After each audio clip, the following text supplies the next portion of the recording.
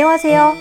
좋은 책을 맛있게 소개하는 북튜버 책액지라입니다. 마법서점은 여러분들의 고민을 듣고 책으로 고민을 해결해드리는 서점입니다. 저희 어디 아기동자와 선녀보살이 점을 봐주는 점집이 있다던데 문명인이 누리는 책 속에서 답을 구해볼까요? 오늘의 마법서점 문 열어봅니다.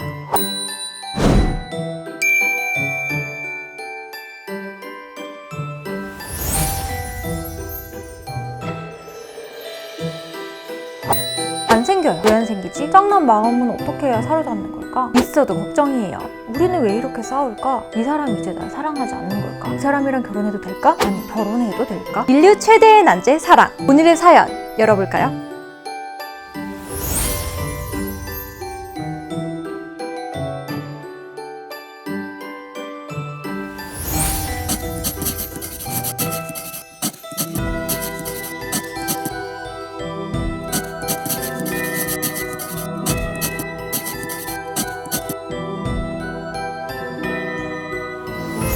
저는 설레임이 없어진 연인에게 이 소설을 추천하는데요. 이야기 한번 들어보실래요? 외과 의사인 엘리엇은 폐암 말기로 스스로도 살 날이 얼마 남지 않았음을 알게 됩니다. 그러던 중 시간여행을 할 수 있는 알약을 획득하게 되는데요. 시간여행을 할 수 있자 그가 가장 하고 싶었던 일은 과거로 돌아가 가장 사랑했던 여인을 만나는 것. 그녀는 30년 전 사고로 죽었는데 자신의 책임이라고 생각했기 때문입니다.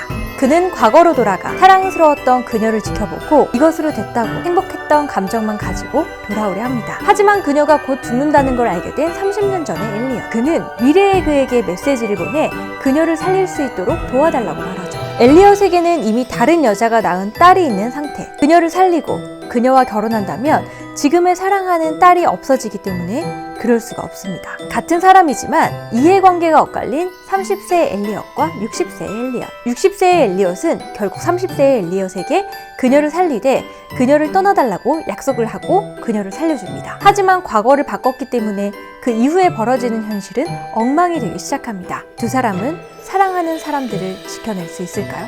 한국인이 사랑하는 작가 기욤미소의 당신 거기 있어줄래요는 타임슬립 소설입니다. 원작은 2006년과 1976년도의 샌프란시스코를 배경으로 하고 있는데요. 최근에는 우리나라를 배경으로 김윤석, 변요한 주연의 영화로도 만들어졌어요. 사랑하는 사람에게 들려주고 싶은 이야기로 이 책을 선정한 이유는 곁에 있는 사람의 소중함을 깨닫고 행복을 미루지 말라는 메시지를 담고 있기 때문입니다. 오랜 시간이 지난 연인에게는 설레임 대신 믿음과 편안함이 있는 것 같아요. 사랑하는 사람과 읽으면 좋은 책, 당신 거기 있어줄래요? 입니다.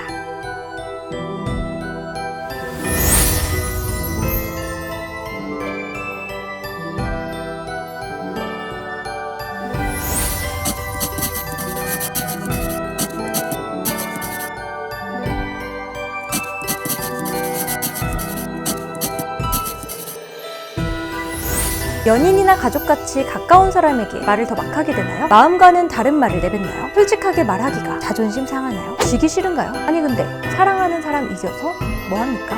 내가 가장 애끼고 사랑하는 사람이 나보다 못한 사람이거나 나한테 늘 지는 사람이면 행복할까요? 우리 대화의 목적은 피스, 평화를 위한 대화를 알려주는 책 비폭력 대화입니다. 비폭력 대화의 부제는 일상에서 쓰는 평화와 공감의 단어로 꼭 연인만을 위한 책은 아니고 일상에서부터 국가 간의 관계에서까지 쓰일 수 있는 평화로운 대화를 위한 책이에요. 우리는 스스로는 폭력적이라고 깨닫지 못하는 사이에 자기 자신이나 상대에게 상처를 주고 아프게 합니다. 좋은 대화는 우리 마음속의 화와 폭력을 누그러뜨리고 연민과 공감으로 가득하게 하는데요. 이런 대화는 어렵지 않습니다. 비폭력 대화에서는 4가지 단계로 설명하는데요. 4가지만 기억하세요. 1단계 관찰. 우리가 평가와 관찰을 뒤섞을 때 상대는 비판으로 받아들이고 저항감을 갖기 쉽습니다. 따라서 상대에게 말할 때 사실만 얘기해야 합니다. 너는 시간 개념이 없어. 너는 자주 늦어. 이것은 사실이 아니라 평가의 말입니다. 너는 지난 3번의 약속에서 모두 30분이 지난 후에 왔어. 라고 사실만 얘기하는 것이 관찰의 표현입니다. 2단계 느낌.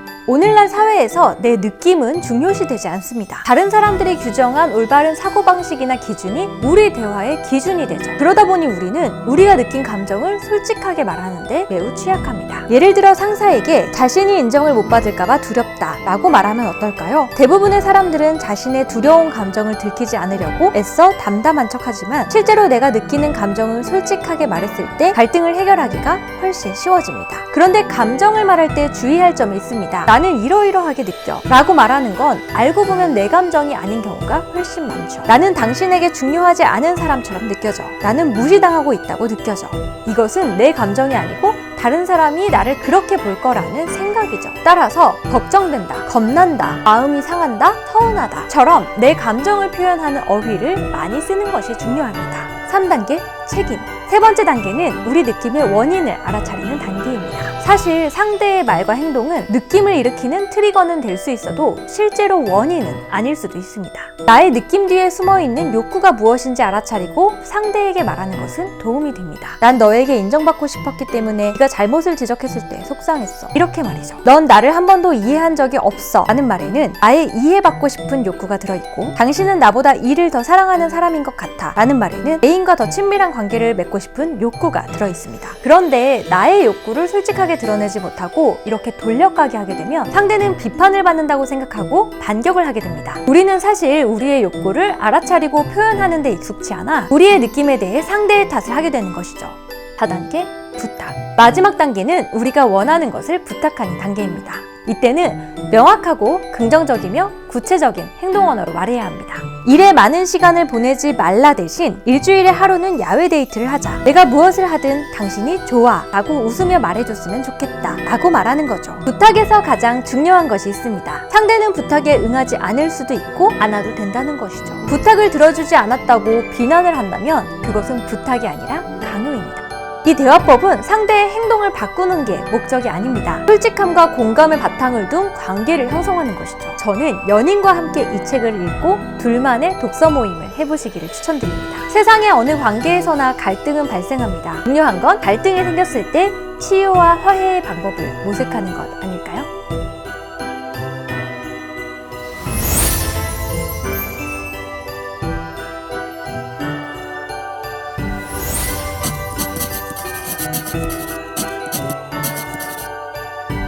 (30대가) 넘으니까 결혼식장에 가면 좀 허탈해요. 직장 동료 결혼식에 가면 신부 대기실에 가서 얼굴 도장 콕 찍고 붐비는 식장 대신 바로 밥 먹으러 갔다가 사진 찍을 때 맞춰와서 인증샷 팡 찍고 또도도 돌아가는 길은 어쩐지 좀 씁쓸합니다. 게다가 기혼 동료들 얘기를 들으면 시댁과 친정에 치이고 육아는 전쟁이고 자기 시간 없고 살림은 내 몫인데 경제권은 없고 집은 은행 거고 결혼하기 좀 무섭죠? 하지만 결혼이 다 그런 건 아닙니다. 자기 방식으로 결혼 생활을 디자인하는 사람들이 있습니다. 이번에 소개할 책은 요즘 것들의 사생활입니다.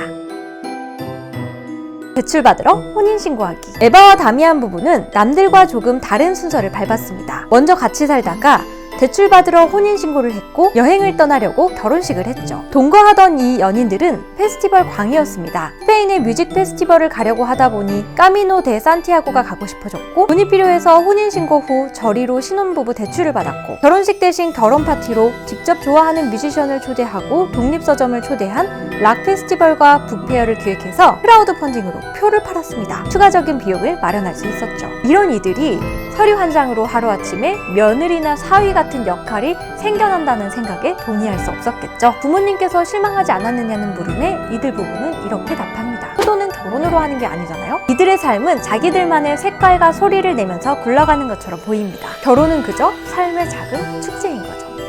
할 말은 하는 며느리. 결혼을 했다고 해서 우리가 부모님들의 생각에 모두 동의하는 것은 아닙니다. 하지만 잠시만 참아야 평화가 오지 하는 마음으로 하다 보면 불편하지만 당연히 해야 하는 것들만 가득한 이상한 결혼 생활만 남을지도 모릅니다. 이를 원치 않았던 은지, 재룡 부부는 결혼을 앞두고 마치 예상 문제를 풀어보듯 대화를 나눴습니다. 가사 분담이나 양가 부모님께 전화를 드리는 일이나 명절에 여자들만 일하는 걸 어떻게 생각하는지 오랜 시간 이야기를 나눴죠. 하지만 부모님과도 그런 대화가 쉬이 가능했던 건 아닙니다. 시댁에서 접시를 치우는 남편을 보고 아버님은 제가 지금 설거지를 다 하러 가네. 귀하게 키운 아들인데 라고 말했죠. 은지 씨는 웃으면서 아버님 저도 귀한 자식이에요. 설거지 한번 안 해보고 컸어요. 라고 말했습니다. 그저 사랑하는 사람이랑 함께하고 싶을 뿐인데 결혼을 결심하는 순간 함께 감내해야 하는 며느리, 사위로서의 지위나 역할 같은 것이 지워지는 것 같습니다. 하지만 아내와 남편이 결혼 전부터 오랜 시간 문제를 함께 풀어갔던 것처럼 가족들과의 문제도 무작정 덮어두지 말고 하나하나 풀어가야 되는 것 아닐까요?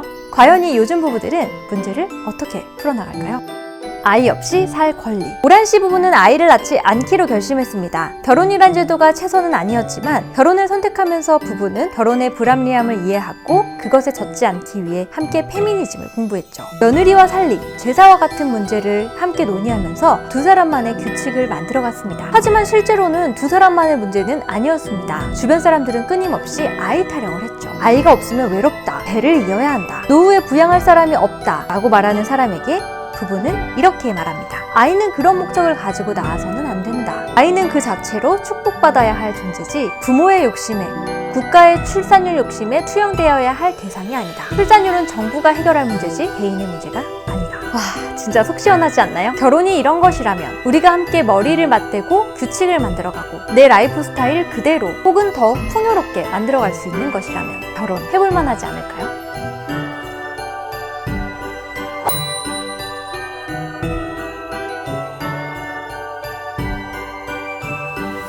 오늘은 연애에 대한 고민 얘기해봤습니다. 사랑과 연애에 관해서라면 문학과 비문학까지 수도 없이 많은 책이 있는데요. 사실 연애가 글로 배운다고 배워지겠어요? 하지만 그리스 로마 신화에서 로미오와 줄리엣에 이르기까지 책 속에 있는 사랑 이야기를 보면 시대 불문, 인류 최대의 관심사가 아닐까 생각해봅니다. 여러분 마법서점에서는 사연을 받고 있어요. 가슴속에 있는 고민 시원하게 털어놔보세요. 그럼 저는 다음 사연과 함께 돌아오겠습니다. 다들 예쁜 사랑하세요.